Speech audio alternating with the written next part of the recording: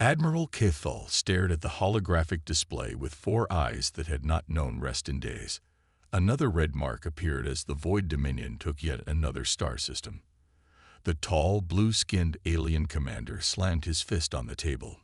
"That makes 7 systems lost this month alone," he said to the silent war room. "The Coalition cannot endure much more."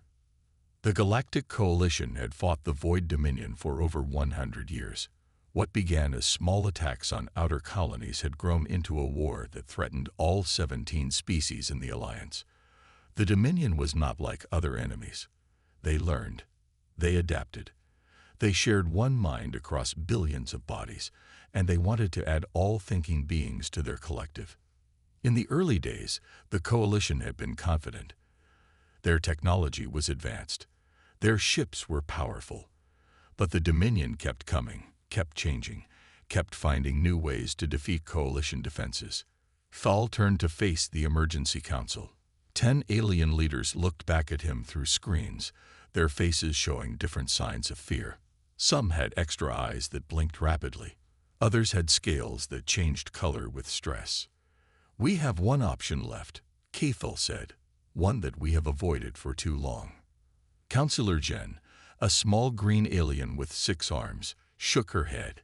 "You cannot mean." "Earth," Kethel said the word like it was poison. "We must contact the humans." The room erupted in angry voices. Earth had been discovered 300 years ago, but was left alone. Humans were too violent, too unpredictable. The Coalition watched them from afar, horrified by their constant wars and brutal history. They kill their own kind over land, over resources, over ideas, shouted one counselor. "How can we trust such creatures?" "We cannot," Kethel replied simply. "But we are losing this war. The Dominion will consume us all unless something changes." Dilar, a young diplomat with silver skin that reflected the room's lights, stepped forward. "I will go to Earth," she volunteered. "I have studied their cultures more than most." Thal nodded. "They must not know how desperate we are. Offer them technology in exchange for military help. But remember, these humans are dangerous. Their history is filled with violence that would make even the Dominion pause." What the Coalition did not know was that humans had been watching them for decades. Hidden satellites picked up alien communications. Secret labs studied pieces of alien technology found in crashed ships. Earth's governments had united in secret preparation for the day when the stars would no longer ignore them. 3 days later, Dilar's small ship approached Earth. Her heart beat fast as she sent the first official message from the Coalition to humanity. "People of Earth," she transmitted, "I come in peace as a representative of the Galactic Coalition. We wish to establish formal contact and discuss matters of mutual benefit." On Earth, General Meyer Rice smiled as the message came through. She turned to her staff in the Underground Command Center. "And so it begins," she said. "They're finally desperate enough to talk to the monsters." Behind her, screens showed Coalition battle plans and Dominion attack patterns, information that humans had no right to possess. Earth had been preparing for this moment for a long time. The war was about to change forever. Dilar had expected many reactions to her arrival. Fear, panic, maybe even primitive weapons aimed at her ship. What she had not expected was the calm, organized reception that greeted her. Her ship landed in a large military base where armed soldiers stood in perfect rows. They did not point weapons at her, but Dilar noticed how their hands never strayed far from their guns. A small group of humans in formal attire waited on a red carpet. When Dilar stepped out, a tall woman with dark hair streaked with gray stepped forward. "I am General Meyer Rice, Unified Commander of Earth's Defense Forces," she said. "Welcome to Earth, representative of the Galactic Coalition." Dilar blinked her large silver eyes. "You know who I am? Who we are?" General Rice smiled, but it did not reach her eyes. "We have been listening to the stars for quite some time. Please, follow me." Inside a secure meeting room, Dilar was surprised to see detailed maps of Coalition space and Dominion territory displayed on large screens. Humans in uniform studied battle reports that Dilar was certain had never been shared with Earth. "How do you have this information?" Dilar asked. "You left monitoring satellites near our system," Rise replied. "Did you think we wouldn't find them? Instead of destroying them, we used them to listen. We've been watching your war for decades." Dilar felt a chill. The Council had greatly underestimated these humans. "Then you know why I'm here," she said. "You're losing the war." A man spoke up. He was older, with kind eyes that contrasted with his direct words. "The Dominion has adapted to all your strategies. You need something new, something the Dominion hasn't seen before." "We need human soldiers," Dilar admitted. "We offer advanced technology in exchange for military assistance." The room fell silent. Then General Rice laughed, a short, harsh sound. "Soldiers? No, you need much more than that," she said. "You need a complete change in how you fight this war." Dilar watched as Rice activated a display showing coalition battle formations. With quick movements, Rice pointed out flaws that even coalition commanders had not recognized. "Your species fight like you're still afraid of offending each other," Rice said. "You telegraph your moves. You avoid high-risk strategies. You retreat to save lives rather than pressing advantages. The Dominion has learned to expect this." Dilar felt defensive. "We value all life. Our ethics guide our actions, even in war." "And that's why you're losing," an older general said simply. General Rice folded her arms. "Our terms are simple. We won't just provide troops. We demand full strategic command of all coalition forces." Dilar gasped. "Impossible. The Council would never." "Then the Council will fall," Rice cut in. "We've studied the Dominion. We understand what you're facing better than you do. Our entire history has prepared us for this kind of fight." As Dilar prepared to leave with Earth's shocking demands, her ship received an urgent message from Coalition headquarters. 3 more systems had fallen. Millions dead. The Dominion was advancing faster than ever. With a heavy heart, Dilar transmitted Earth's terms to the Council. Within hours, desperate, and with no options left, they agreed. "You got what you wanted," Dilar told Rice as preparations began for human commanders to take control of the war. Rice checked her weapons as her team prepared to board a coalition ship. "No," she said quietly. "What I want is for your people to survive. What I want is to stop the Dominion. And humans will do whatever it takes to make that happen. Your Council just hasn't realized what whatever it takes really means." The Coalition headquarters buzzed with nervous energy as General Rice and her team of 12 human strategists arrived. Tall, short, different colors and shapes, the humans looked strange among the Coalition aliens, but they moved with purpose and confidence. Admiral Cathal welcomed them with a formal ceremony. Rice barely waited for it to finish before she began giving orders. "Dismantle the Joint Command structure," she told her staff. "From now on, we use a human-style chain of command. Quick decisions, clear responsibility." Within hours, the changes began. Coalition officers who had worked together for decades found themselves separated. Some were promoted, others reassigned. The peaceful cooperation that defined coalition culture was replaced by a hard human system where one person gave orders and others followed without question. "This is outrageous," Commander Varol, a veteran with scaled skin and 4 arms, protested. "We make decisions together. We consider all viewpoints. And while you talk, the Dominion attacks," Rice replied coldly. "War doesn't wait for everyone to agree." In the science division, Dr. Elijah Kovac, a human with sharp eyes and quick hands, took control. The Coalition scientists watched in horror as he dissected captured Dominion drones without the usual respect for life. "These are thinking beings," protested Zilor, the head Coalition biologist. "These are weapons," Kovac corrected, "and we need to understand how they work." His methods were cruel by Coalition standards, but they yielded results. Within days, he discovered something the Coalition had missed for a century. The Dominion's hive mind had a communication weakness. They're connected through a biological quantum network, he explained to Reyes. If we can disrupt it, we can break their coordination. Meanwhile, Reyes pushed Coalition troops through brutal training exercises. She ran simulations where ships and crews were sacrificed to achieve objectives. The concept horrified the Coalition officers. You can't just throw lives away. Admiral Cathal argued during a heated strategy meeting. In war, some must die so others can live, Reyes answered. The Dominion sacrifices thousands without thought. Your unwillingness to accept any losses has cost you this war. The breaking point came during a training exercise. Reyes secretly programmed a simulation to create a no-win situation. Save your own forces or complete the mission, but not both. When the moment came, every Coalition commander chose to save their troops. Reyes stopped the simulation. The room fell silent as she walked to the center. This is why you're losing, she said quietly.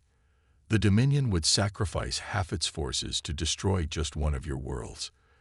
You won't sacrifice anything to stop them. She pointed to the simulation results. If this were real, you'd have saved 200 soldiers and lost a planet of millions. Admiral Cathal stood slowly, his blue skin dark with emotion. Then teach us, General. Teach us how humans think. It's not about thinking, Reyes replied. It's about survival. Humans learned long ago that sometimes survival requires terrible choices. That night, Cathal found Reyes alone, looking at star maps. My people fear what you're turning us into, he admitted. Reyes didn't look up. I know. But if we succeed, your people will still exist to feel that fear. The alternative is extinction. Cathal nodded slowly. For the first time, he began to understand why humans had been kept away from the Coalition for so long, and why they might be the only hope for saving it. 2 weeks after taking command, General Reyes gathered the Coalition fleet commanders. The holographic map showed Coalition territory in blue, shrinking daily as the red of Dominion control spread like a disease. We attack here, here, and here, Reyes said, marking 3 points far from the front lines. The alien commanders looked confused. Commander Tillich, a veteran with translucent skin, spoke up. But General, these are minor outposts. The Dominion is threatening these 5 major worlds. He pointed to planets near the front. We must defend them. Reyes shook her head. That's what they expect. The Dominion knows your patterns. Defend, retreat, defend again. We're going to hit where they don't expect us. These are supply stations and communication relays, added Captain Sarah Chen, a human tactician. Not glamorous targets, but critical for their operations. The Coalition commanders exchanged uncertain looks, but had no choice but to follow orders. 3 strike forces set out, each led by human officers with Coalition crews. The Dominion, prepared for defensive actions near the front, was caught completely off guard by attacks deep in their territory. The human commanders struck fast and vanished before the Dominion could gather its forces. On the bridge of the Coalition flagship, Admiral Cathal watched tactical displays with growing amazement. The first target, a Dominion supply depot, fell in hours. The second, a communication relay, collapsed soon after. But at the third target, a neural communication hub, things went wrong. The Dominion responded faster than expected, surrounding the Coalition attack force. They're trapped, Cathal said, watching the human commander's ship blink red as it took heavy damage. Captain Mercer should retreat immediately. The human tactical officer shook her head. No, sir. This is expected. Cathal stared in horror as Captain Mercer's fleet engaged in what looked like suicide tactics, drawing enemy fire while a small stealth ship slipped through the chaos. What are they doing? He demanded. Their job, General Reyes replied, entering the bridge. Watch. The tactical display suddenly erupted as a massive energy surge hit the Dominion neural hub. All across the sector, Dominion ships began moving erratically, some firing on each other. "What's happening?" Kefal asked. "Dr. Kovic's bioweapon," Rise explained. "It disrupts their hive mind communication. Those ships can't coordinate anymore." Kefal's 4 eyes blinked rapidly. "But Captain Mercer's fleet." The display showed the human captain's ship breaking apart under enemy fire. 5 coalition ships were already destroyed, with 3 more heavily damaged. "They knew it was likely a one-way mission," Rise said quietly. "They volunteered anyway." For the first time in a century, the Dominion retreated. A cheer went up among the coalition officers, but it died quickly as the casualty reports came in. Later, in private, Admiral Kefal confronted Rise. 37 ships lost. Nearly 4,000 crew members dead. Was it worth it? Rise looked at the updated map. The red had stopped spreading. In one sector, it had actually receded. "Ask the billions on those 5 worlds the Dominion would have taken next," she answered. "The ones who will live because we struck first." Kefal was silent for a long moment. "I begin to understand humans better now," he finally said. "You see death differently than we do." "No," Rise corrected him. "We see survival differently, and sometimes survival has a terrible price." For the first time in 100 years, the coalition had won a clear victory, but it had cost them in ways they were only beginning to understand. Captain Hiroshi Yamamoto stood on the bridge of the coalition strike ship, _Relentless_, a human name that had replaced its original gentle coalition designation. Beside him stood his second-in-command, Tizorin, a tall alien with golden skin that seemed to shimmer under the ship's lights. 3 minutes to drop point," Yamamoto said, checking his tactical display. "Is your team ready, Commander?"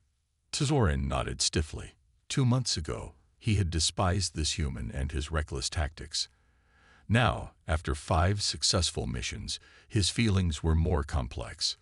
"We are prepared," Tizorin replied. "Though I still believe your approach to the landing zone is unnecessarily dangerous." Yamamoto smiled. "The Dominion expects us to use the safe approach. That's why we won't." Their mission was simple but vital. Destroy a Dominion manufacturing facility that produced neural implants used to connect new species to the hive mind. Intelligence suggested thousands of captured coalition citizens were being processed there. As the ship dropped out of faster-than-light travel, alarms immediately blared. 3 Dominion cruisers waited in ambush. "They knew we were coming," Zorin shouted. Instead of retreating, Yamamoto laughed. "Perfect. Execute dark water protocol." Zorin watched in amazement as the human captain deliberately flew toward the enemy ships rather than away. The _Relentless_ took heavy damage, but managed to slip between 2 cruisers, using their own bulk to shield it from the third. "Launch strike teams now," Yamamoto ordered calmly as parts of his ship burned around him. Minutes later, Tizorin led his mixed human coalition team into the facility. The Dominion, expecting an attack from space, was unprepared for ground forces. The team moved efficiently, setting charges and freeing prisoners as they went. When enemy reinforcements arrived, Tizorin found himself cut off with 2 human soldiers. Death seemed certain until Yamamoto's voice came through their communicators. "Hold position. Help is coming." Seconds later, the ceiling exploded as Yamamoto himself dropped into the corridor with a squad of troops. The captain had personally led a rescue mission, rather than remaining safely on his ship. "Never leave your people behind," Yamamoto told Tizorin as they fought their way out. That's the real human element in warfare. Across coalition space, similar relationships were forming. On the diplomatic front, Dilar worked closely with Sofia Ortega from Earth's United Nations. When Dilar received news that her homeworld was under Dominion attack, she fell into despair. "The evacuation plans won't work," Dilar said, looking at the projections. "We'll lose half the population." Ortega studied the plans, then tore them up. "These are too cautious, too safe." She quickly drafted new orders that cut evacuation time in half, by using high-risk transport corridors. This route passes dangerously close to a radiation belt. Dilar protested. Better radiation sickness that can be treated than assimilation that can't, Ortega replied. When Dilar still hesitated, Ortega softened. Your people value every life. So do we. But sometimes protecting life means taking chances with it. The evacuation succeeded, saving millions more than coalition planners had thought possible. Later, as they watched refugees arrive at safe worlds, Dilar asked the question many coalition species were now considering. Were we wrong about humans all along? Ortega shook her head. No, we are dangerous. We are violent when needed. But we evolved that way because our world was harsh. We had to be both cooperative and competitive to survive. She looked at the rescued families. Both traits are needed now. For the first time, Dilar wondered if humanity's ruthlessness might actually be a form of compassion, one her people had never needed to develop. 6 months after humans took command of coalition forces, hope had returned. The Dominion's advance had not only stopped but reversed in several sectors. For the first time in decades, coalition species could imagine a future without extinction. Admiral Cathal sat with General Reyes in the war room, studying the latest battle reports. Human tactics had consistently caught the Dominion off guard. The once unstoppable enemy now seemed confused by the unpredictable strategies humans employed. Your people have done more in 6 months than we managed in 50 years, Cathal admitted. Reyes nodded but looked troubled. It won't last, she said, pointing to recent battle data. The Dominion is learning. Before Cathal could respond, alarms blared across the headquarters. Emergency reports flooded in from 3 different systems. The Dominion had launched simultaneous attacks with tactics they had never shown before. They're using our own strategies against us, Rice said grimly as footage showed Dominion ships performing human-style maneuvers. They've adapted faster than I expected. The attacks were devastating. Coalition forces, prepared for the old Dominion patterns, were caught completely unprepared. Within hours, 3 vital systems fell, with billions of lives lost or assimilated. In the aftermath, Dr. Kovic burst into the emergency council meeting, his eyes wild with both fear and excitement. I've analyzed the attack patterns, he said, not waiting for permission to speak. The Dominion hasn't just copied our tactics. They've begun to understand the human mindset. They're incorporating unpredictability into their hive mind. How is that possible? Dilar asked. The Dominion has always relied on perfect coordination. Chaos should weaken them. Evolution, Kovic replied. We forced them to adapt by introducing chaos. Now they're evolving to use chaos as a weapon. The room fell silent as the implications sank in. Humans had changed the war, but in doing so, they had forced the Dominion to change too. General Rice stood. Then we need to change again, faster than they can follow. She turned to Kovac. You said the Dominion learns through assimilation. What happens if we give them contradictory information to assimilate? Kovac's eyes widened. Confusion, possibly even conflict within the hive mind itself. Exactly, Rice said. We'll implement Operation Wildcard. From now on, we deliberately incorporate random elements into every decision. No pattern, no logic, pure chaos. The coalition commanders looked horrified. Their species had evolved to seek order and harmony. The idea of embracing chaos went against their very nature. Impossible, one alien commander protested. Our troops need clear orders, coherent plans. Your old plans failed for 100 years, Rice reminded them sharply. Either adapt or die. As the meeting broke up, Tizorin approached Captain Yamamoto in the corridor. How do your people do it? He asked quietly. How do you embrace disorder without losing yourselves? Yamamoto considered the question carefully. Humans evolved on a planet where everything tried to kill us. Weather, animals, even other humans. We survived because we could adapt faster than our environment could kill us. He placed a hand on Tizorin's shoulder. The Dominion thinks it understands human unpredictability now, but they've only seen the surface. They still think like a hive mind trying to mimic individuality. We are individuals pretending to be a team. That's why they'll never truly understand us. Soren nodded slowly, beginning to grasp that humanity's greatest strength wasn't their ruthlessness, but their chaotic nature, a nature the Coalition would need to embrace if they hoped to survive the Dominion's newest evolution. 2 weeks of Operation Wildcard had thrown the Dominion into confusion. Human commanders gave contradictory orders on purpose. Coalition ships followed random paths. Attack plans changed mid-battle for no apparent reason. The Dominion, trying to adapt to the chaos, found itself tangled in its own predictions. During this confusion, a small Coalition research ship made a critical discovery. "We found it," Dr. Kovac announced, bursting into General Reyes' command center. His hands shook as he projected a star map. The Dominion's central consciousness. Everyone in the room froze. For a century, the Coalition had searched for the heart of the hive mind that controlled the Dominion. "Are you certain?" Admiral Cathol asked. "Yes, we traced neural communication patterns from captured drones." Kovac pointed to a system deep behind enemy lines. "It's here, on this moon. Heavily defended, of course." Rice studied the map. "If we destroy it, the entire Dominion would collapse," Kovac finished. "Without the central consciousness, the drones would lose coordination." Hope spread through the room, but Rice looked grim. "Getting there will be nearly impossible."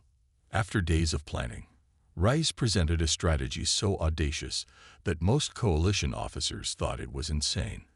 While the main fleet launched multiple diversionary attacks across Dominion space, a small strike team would slip through enemy lines in a specially modified stealth ship. Their mission: infiltrate the central consciousness and destroy it with a new bioweapon Dr. Kovac had developed. "Projected survival rate?" Cathol asked quietly. 7%, Rice answered. The room fell silent. "No one will volunteer for such a mission," a Coalition commander said. Captain Yamamoto stepped forward. "I will lead it." To everyone's surprise, Tezorin stepped up beside him. "And I will be his second." More Coalition officers volunteered than expected. Tezorin had spoken to many about what he had learned from humans, that sometimes survival required terrible choices. The day of the mission came. As the main fleet engaged Dominion forces across multiple fronts, Yamamoto's small ship slipped past enemy lines. The diversions worked perfectly, drawing Dominion forces away from their central base. Landing under cover of darkness, the strike team fought their way through defenses. Human and Coalition soldiers worked together with perfect coordination, each covering the other's weaknesses. Near the central chamber, they encountered heavy resistance. Yamamoto took a serious hit, collapsing as poison from a Dominion weapon spread through his body. "Go on," he told Tezorin, pressing Kovac's bioweapon into his hand.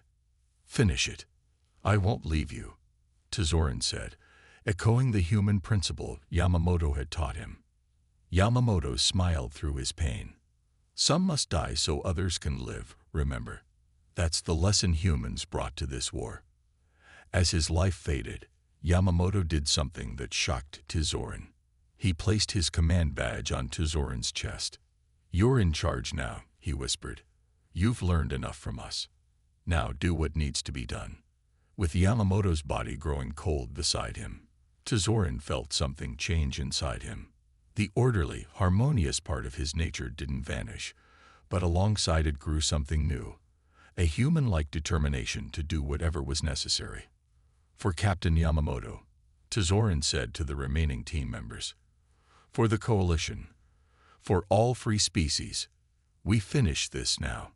Taking a deep breath, Tezorin led the final charge toward the heart of the Dominion, carrying both Kovac's bioweapon and Yamamoto's legacy of ruthless necessity. Tezorin moved through the final corridors of the Dominion Central Complex with a determination he had never known before. Behind him followed the remaining strike team members, 3 humans and 2 Coalition soldiers. Ahead lay the neural core, the heart of the enemy that had nearly destroyed galactic civilization. The last Dominion defenders fought with desperate intensity. They knew what the strike team had come to do. Tezorin took a hit to his shoulder but pushed forward, using human combat tactics that would have horrified him a year ago. "There it is," whispered Lieutenant Rodriguez, pointing to a massive pulsing structure that filled the enormous chamber ahead. Glowing tendrils connected to thousands of neural interfaces.